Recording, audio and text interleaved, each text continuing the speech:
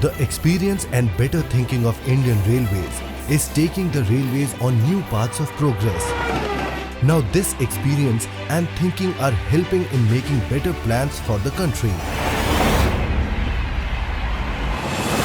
In these past years, the railways itself has progressed and has also taken the country to great heights.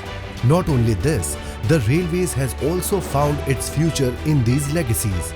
The first stop in the heritage of railways is the railway station of North India, Delhi. It was completed in 1864.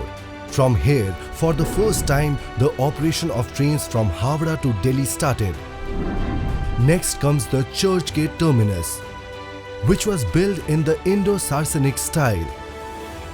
Now when it comes to Chennai, who can forget the Egmore railway station, one of the most magnificent structures here.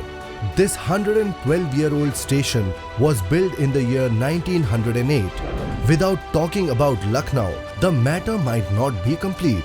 Yes, luxurious Charbagh station, which looks like a palace, was built in 1914. The design of this red and white building incorporates elements of Rajput, Mughal and Awadhi architecture. These are just a few of the innumerable heritage of the railways. Today, the railway is touching the heights of progress. Recently, Railways has set a new example by running a 2-story container train for the first time. Due to this, twice the goods are being transported in one go. Similarly, the Railways has created history by building the world's highest arc bridge over the Chenab River in Jammu and Kashmir.